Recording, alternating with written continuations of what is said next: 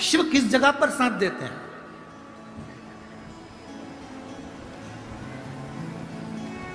शायद दुनिया के लोग समझ नहीं पाएंगे कि शंकर किस जगह पर साथ देते हैं। आप लोगों ने कथा सुनी होगी,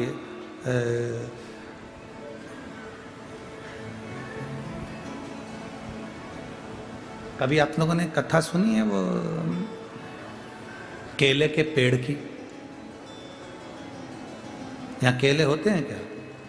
तो केले के पेड़ की कथा मालूम है तुमको कि ये केले का पेड़ कौन है? माघ के महीने में लोग इसका पूजन करते हैं, केले के वृक्ष की पूजन करते हैं, बंदरवान में केले के पत्ते लगाते हैं, सत्यनारायण भगवान की पूजन में केले के पत्ते लगाते हैं, शुभ कार्य में केले के पत्तों को लगाया जाता है, केले की बंदरवान लगाई जाती है।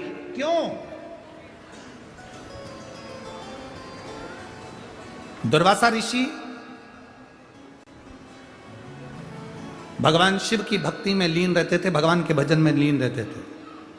उनका क्रोध बड़ा तीव्र था। दुर्वासा बाबा का जो क्रोध था वो बड़ा बड़ा तीव्र था,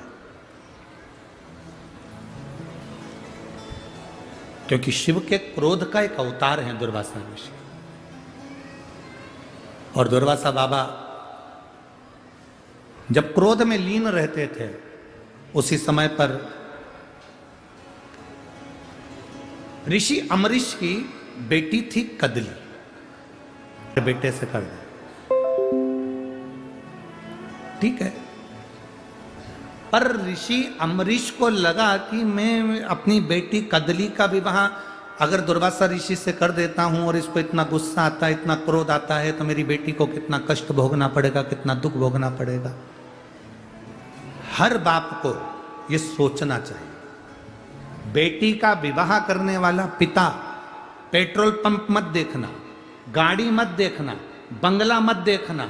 लड़का अच्छा हो, अच्छे से मतलब है कि लड़का तुम्हारी बेटी का सम्मान करने वाला हो, तो पेट्रोल की कितनी रोटी है।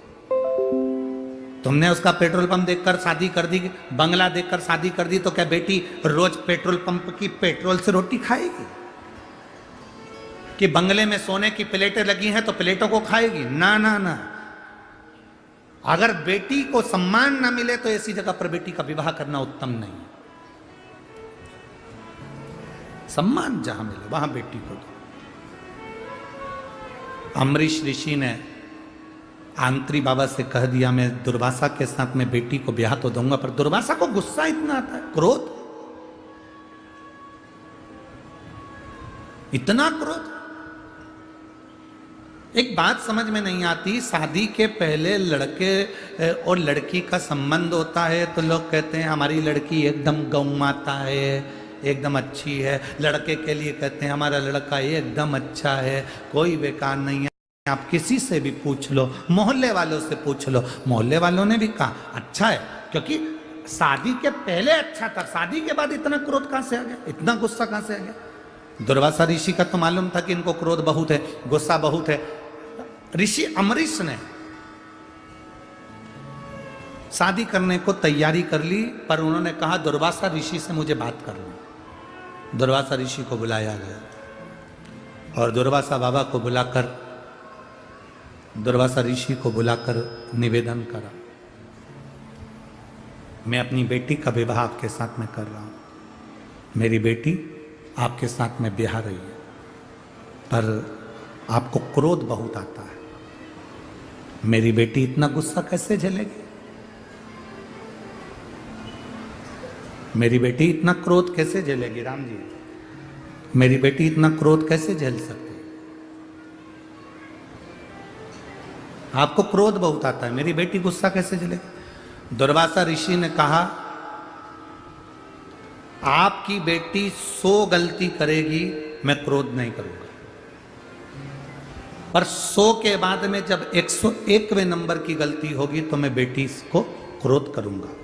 ऋषि अमरीश ने अपनी बेटी को समझाया, कदली अब तू गलती मत करना, 100 गलती तक तू क्षमा है, उसके बाद में तेरे पति को क्रोध आएगा। ठीक है पिताजी। दुर्वासा ऋषि के साथ में कदली का विवाह हो गया।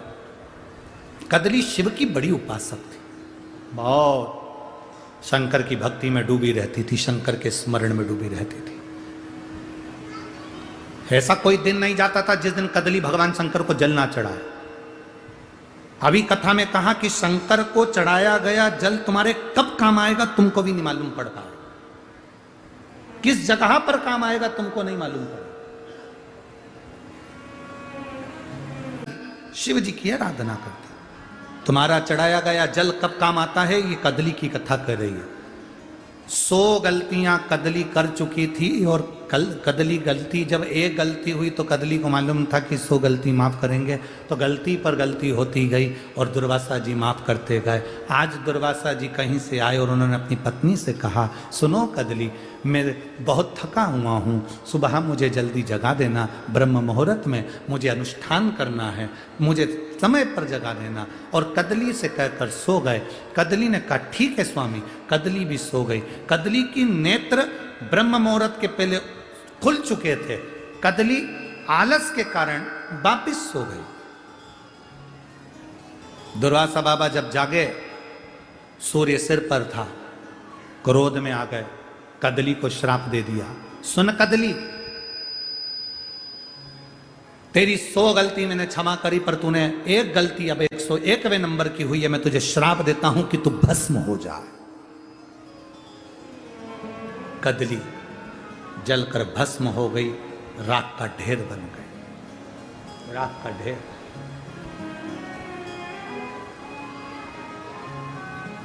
कितना सुंदर संवाद है ये, दुनिया को प्रेरणा देने वाला संवाद है। कदली जलकर भस्म हो गई। शंकर के भक्त पर दुख आता है तो भक्त जितना नहीं रोता उतना महादेव रोता है, उतना महादेव रोता है। कदली जलकर भस्म हुई। शिव जी की कृपा किसको कहते हैं? कदली शंकर भगवान को जहां पानी चढ़ाती थी, जल चढ़ाती थी, वो जल चढ़ता जाता चढ़ता जाता, रोज शिव जी का स्थान धोती, जल चढ़ाती। वो जल बहता हुआ कीचड़, वो बहता हुआ पानी, जहां कदली भस्म हुई थी वहां बहता हुआ जल आता है और शंकर भगवान उसी जगह प्रकट होकर कदली को वर प्रदान कर देते हैं। बहता हुआ, हे कदली। दुर्वासा जी देख रहे हैं, शिव जी प्रकट हुए। दुर्वासा जी ने हाथ जोड़ा, प्रभु आप?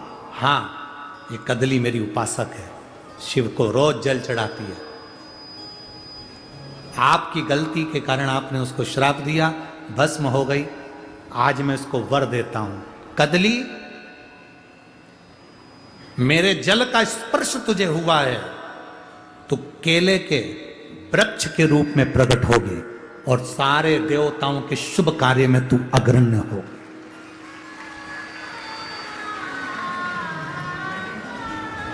घर में शुभ मुहूर्त होगा, केले का खंभ, केले के पत्ते लगाए जाएंगे।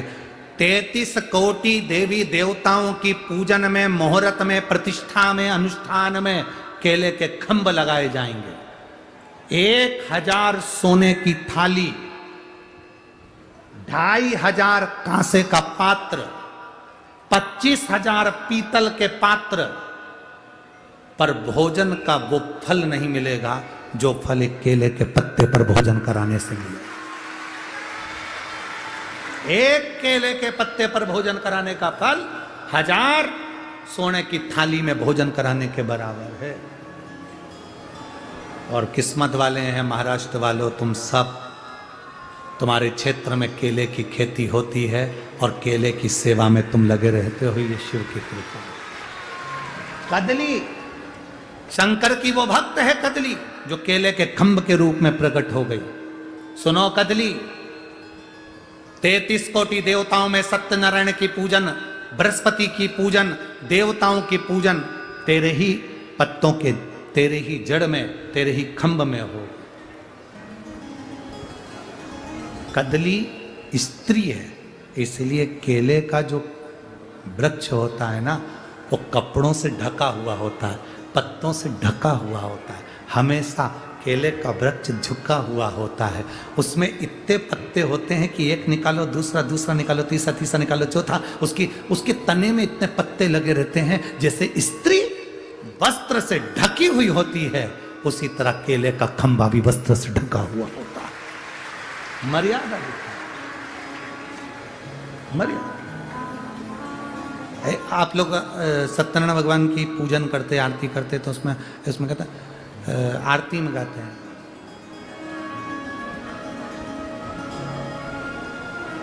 चढ़त कदली फल मेवा, स्वामी कदली फल मेवा। आप उसमें वर्णन करते हैं कदली, कदली मतलब वो केले का खंभ, केले का पत्ता, केला। किसी भी देवताओं का चरित्र उठाकर देखना, उसमें लिखा होगा इन देवता को ये वाला प्रसाद चढ़ता है, इन देवता को ये फल चढ़ता है, इन देवता को ये फल चढ़ता है। केले के लिए किसी जगह पर ये नहीं लिखा कि इस देवता पर नहीं चढ़ेगा। केला वो फल है जो 33 कोटि देवी देवताओं पर चढ़ता है। सबको स्वीकार, सबको स्वीकार। शिव के चढ़े हुए जल का स्पर्श दुर्वासा बाबा की पत्नी कदली को हो जाता है, भस्म को हो जाता है, तो वो केले का खंभ बन जाता है। केवल स्पर्श।